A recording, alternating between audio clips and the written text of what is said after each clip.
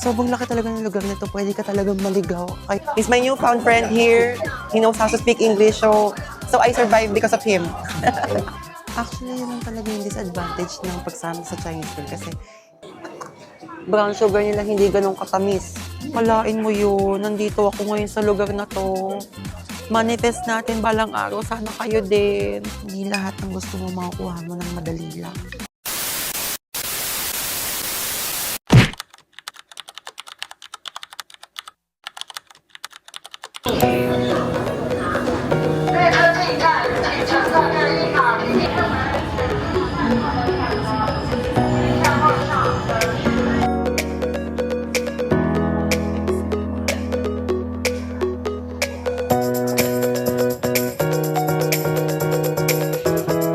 Hey! Medyo paus na ako at wala na, pangatlong araw ito, sigaw ako ng sigaw for the past 2 days. But yeah, today is our day 3 here in Shanghai, China. Currently here at People's Square Station kasi ito yung meeting place ng tour namin sa, ang tour na pupuntahan namin ay Jiaxing Wuzhen Water Town Ancient Town Day Tour. Basta lalagay ko na lang yung screenshot nitong tour na to if you want to try this tour when you're in Shanghai. So, ang meeting place ito ay dito sa People's Square Station. Katapat niya ay meron siyang toilet na katapat, public toilet na katapat. Ayun. So, yun. Ito siya. Actually, ito, napuntahan na rin namin to halos kahapon kasi doon na yung diretso doon, yun na yung papunta sa People's Square, yung Nanjing Road. Then, pag dinire-diretso nyo, makakarating na rin kayo doon ng Daban sa kanan. Hindi ko lang bakit ako napakas, pero kasi for the past 2 days, sobrang, wala lang, ang ingay ko lang, syempre. Lalo na doon sa Shanghai Disneyland kahapon. Umirit lang ako ng umirit doon sa Tron.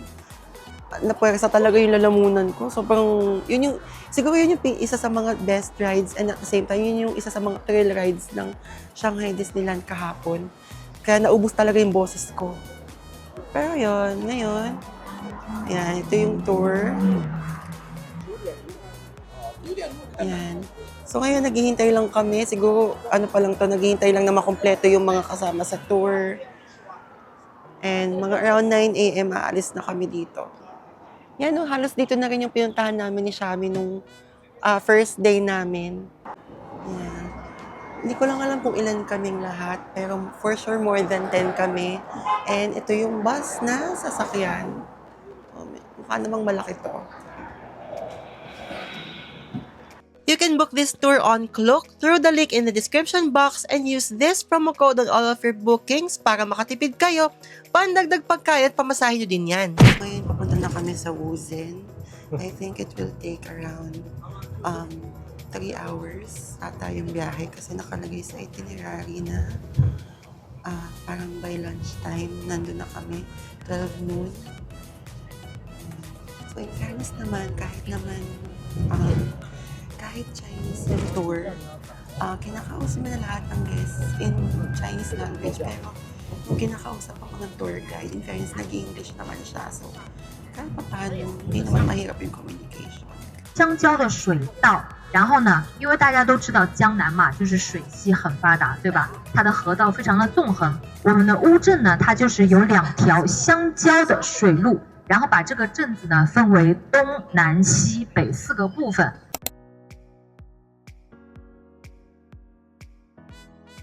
First order of business here is to have lunch at this restaurant. Say hi! Hello. He's Isaac. Hello. Yeah. He's my newfound friend here. He knows how to speak English, so I survived because of him. So yeah, let's try one of the teas here in Wuzhen. So let's try to put.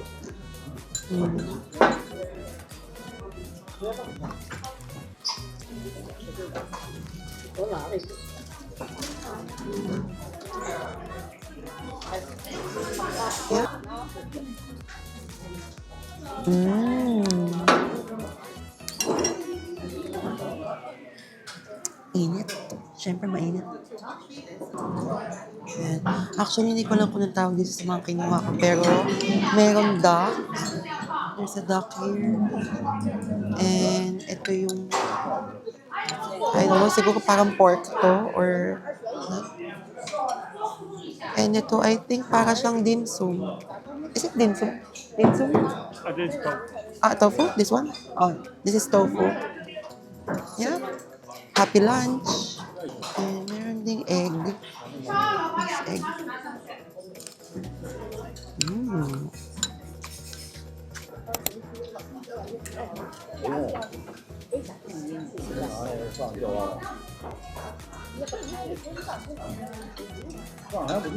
Yeah, so if you plan to go on a Chinese tour, the tour guide will give you like a Bluetooth earphone or something wherein doon manggagaling yung voice niya or doon yung maririnig yung mga sinasabi niya ng explanations about lugar. However, it will just be in Chinese language. So, I don't think magiging useful pa yon. Lalo hindi naman tayo nakakaintindi ng Chinese. But yeah, I assume na yung English tour ay ganun din. Meron ding pa-earphones. So this is the Bluetooth headset that I'm talking about. So the Chinese tour guide will share more info through this Bluetooth headset. Ito, binigyan nga pala kami kanina ng ticket. Wait, paano ba? Yan. Papakita lang namin to dito. Yeah. Actually, hindi mo nila kinuha yung ticket. So, alam naman na siguro dito, ay, ang ganda! Oh my gosh, it's so beautiful! Oh my God. Just look how beautiful this place is. Wuzhen Watertown is divided into East Scenic Zone and West Scenic Zone. So, itong East Scenic Zone yung mas ancient and smaller compared dun sa West Scenic Zone. Mas romantic and parang real-life painting yung vibe dun sa West Scenic Zone na pupuntahan din natin mamaya. Marami din mga shops and restaurants doon.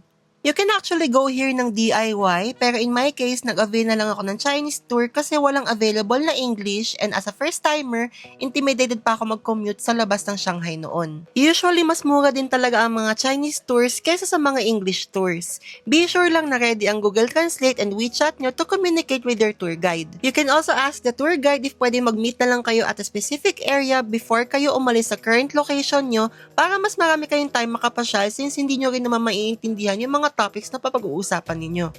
Most participants are also local, so sila lang din talaga yung magkakaintindihan during the tour.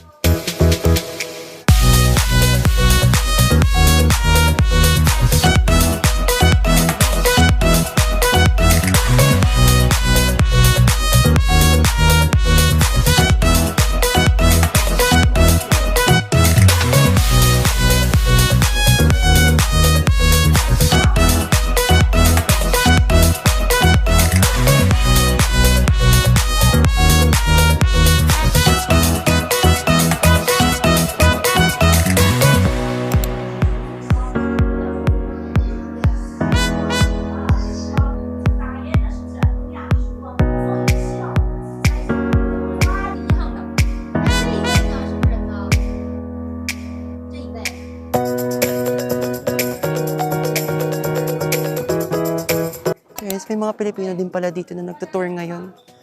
Akala ko ako lang.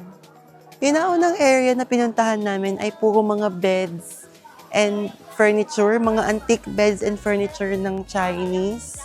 Ito naman ay this area is for clothing naman daw.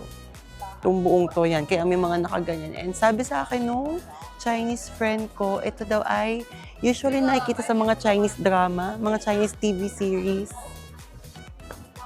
Wow! Wow!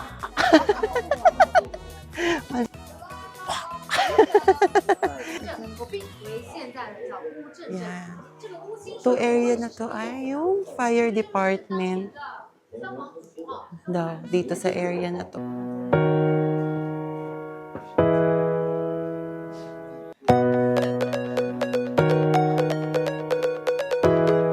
Actually, yun lang talaga yung disadvantage ng pagsama sa Chinese tour kasi hindi nga hindi ko din masyado naiintindihan yung mga sinasabi ng tour guide kasi pinaprioritize niya yung Chinese language. So, at least experience ko naman ngayon, kahit hindi ko masyado naiintindihan yung pinag-uusapan or yung sinasabi ng Chinese tour guide sa ibang mga guests.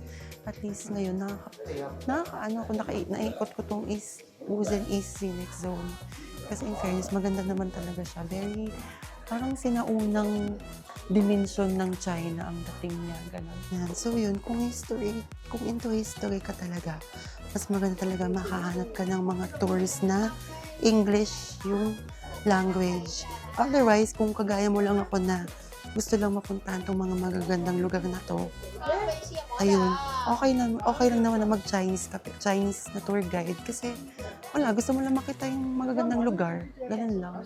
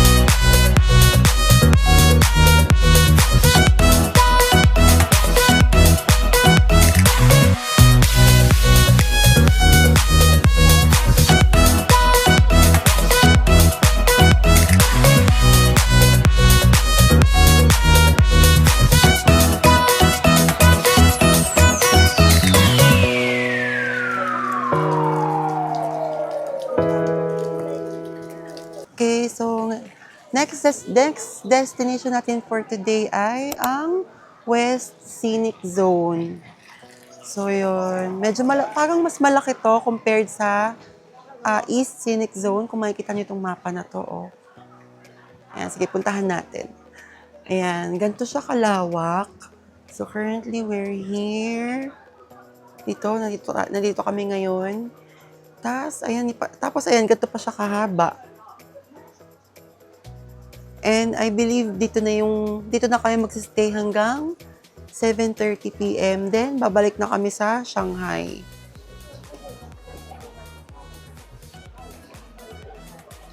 First activity na gagawin namin dito ay yung boat ride. Ayan, alam mo, parang feeling mo nasa Baguio ka. Tapos merong mga autumn leaves. Ganun siya. Well, para sa akin lang naman yan.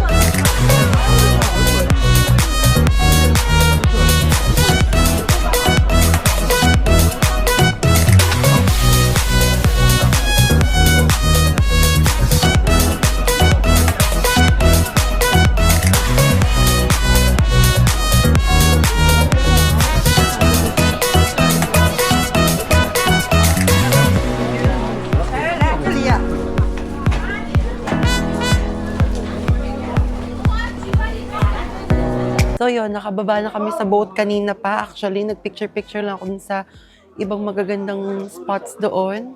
And yep, medyo may kalakihan talaga medyo may kalakihan nitong West Scenic Zone ng Zen. Ibumahin pa, napakalakas. Ang daming food. Lalo na dun sa kabila kanina, maraming cafe, maraming food. So yun, magsistay kami dito hanggang 7:30. Kailangan 7:30 nakabalik na kami sa entrance. Kasi kanina talaga naiwan ako nung tour, muntik na ako maiwan dun sa East Scenic Zone. Kaya ayoko na, nahiya na ako. At baka mamaya iwan na ako ng tuluyan. Pero mabait naman yung tour guide. As in, yun lang, kailangan ko lang talaga i-check. Kasi yung WeChat sa Android, hindi naman minsan nag-notify. So ayun, ganun talaga. Pero yun, ganun talaga kasi kapag kapag mga tours, pag nag-join lang kayo ng mga tours, usually talaga paspasan lang talaga yung oras. Mabilisan lang yung kailangan mabilisan yung galaw nyo. Ayun, picture ako ng picture tsaka video ako ng video kanina, kaya muntik ako maiwan.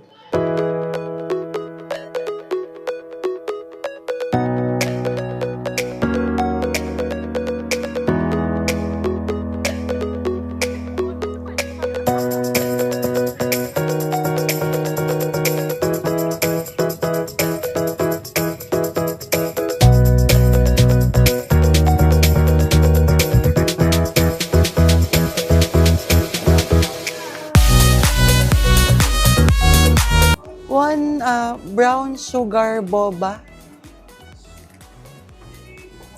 This one? One. Yes. Yay! This is my first milk tea here in China.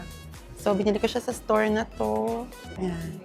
Fairness, mainit siya, no? Mainit yung milk tea nila dito. Pero tama lang naman kasi malamig naman yung panahon. Kaya, let's try.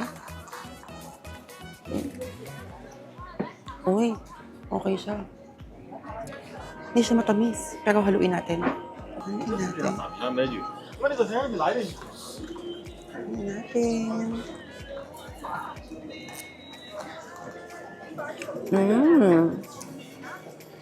Okay siya.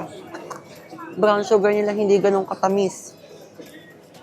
Pwede to sa mga mga ayaw ng matamis. Nag-expect ako na medyo mga matamis-tamis siya since brown sugar naman siya. Pero, no. Okay siya.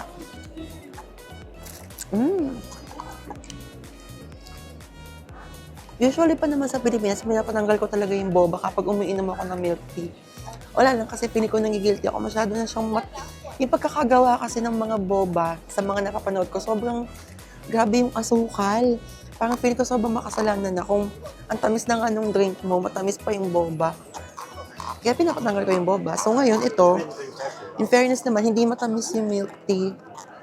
Yung mismong tea, hindi matamis. Kaya okay lang din na may boba. Kasi kahit yung boba, parang hindi rin sobrang tamis eh. Approve. Unti-unti na tayo maglakad pabalik kasi, more milk tea. Mga matatamis. So, yan o. Matatamis. Dami. So, unti-unti na tayong para hindi na tayo masyadong maiwan ulit, unti-unti na tayong lumapit dun sa entrance or dun sa parking 1. Yan.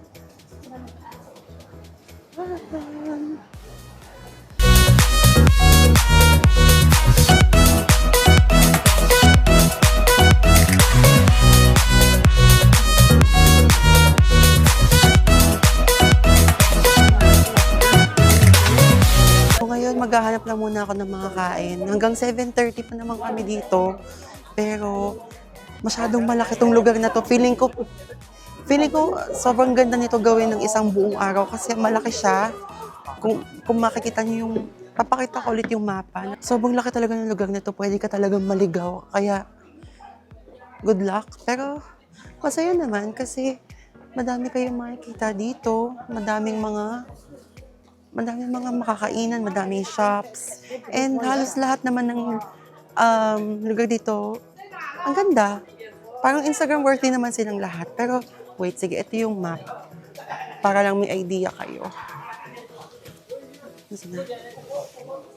Yan. Okay. Yan, ganyan siya. Ganyan siya kalaki. Kaya, good luck. Pero, since ngayon andito tayo, ito na yung exit eh. Yan. So ngayon, kahit magstay na lang muna tayo somewhere dito para maghanap na muna ng kakainan. Kasi maniwala kayo, ang hirap talagang ikutin ito lahat. Ganun siya kalaki. So ngayon naisip ko dito na lang ako kakain. Hindi ko rin alam kung ano tong restaurant na to. Basta yan siya.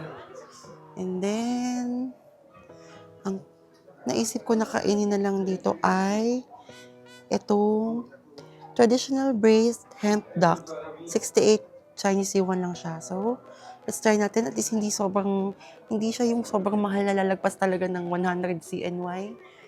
So, let's try. Para lang makakain na tayo. Okay, so ito na yung dinner ko for tonight. Ito yung duck na in-order ko. Ilalagay ko na lang yung full name nitong dish na to. Pero duck siya. Ano kung gaano ka-savory yan. Yummy, yummy, yummy, yummy, yummy. Sana masarap siya. Okay, dinner time. Actually, napansin ko, feeling ko common talaga sa China yung ganito lang kalit. Talaga yung kinakainan nila. Parang ito yung pinaka-plate nila. Pero hindi ko kaya eh. Masyadong maliit for me. Kaya feeling ko dito na ako diretso kakain. Hindi naman masyadong PG ang dating, pero lang talaga eh. Hirap kumain sa maliit na bowl. Okay, tikman natin. Okay, tikman muna natin siya ng walang rice. Sana, ay baka mamaya may buto pa to. Ay, wala na. Wala siyang buto. Tikman muna natin siya. Oh?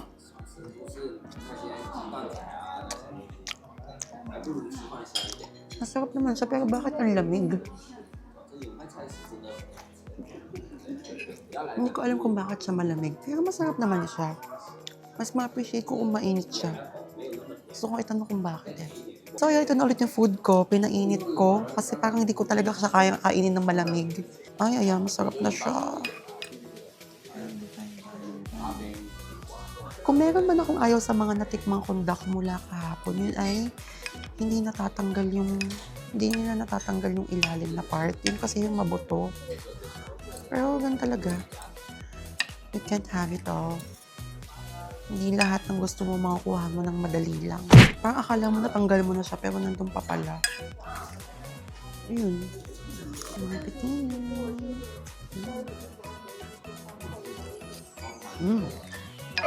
Hala, tingnan nyo. Ang lusog nung ano. Ang lusog nila. Halatang inaalagaan talaga sila. Hindi sila malnourished. Tingnan nyo kung gaano kalusog yan. Oh. Alam mong hindi pinapabayaan ng mga isda dito. Oh, laki ng bibig. Oh. Ano yan? Oh. Ano ka matawag sa isdang to? Nalimutan ko na. Pero Diyos ko, sagana sa sustansya tong mga isdang to. Masarap ulamin. Oh. Ano yan? Diyos ko, gutom. Sarap ng kain itong mga to.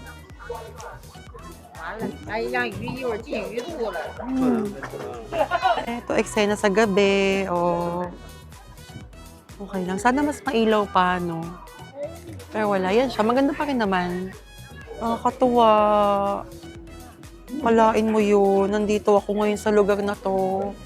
Manifest natin balang araw. Sana kayo din. Ganda.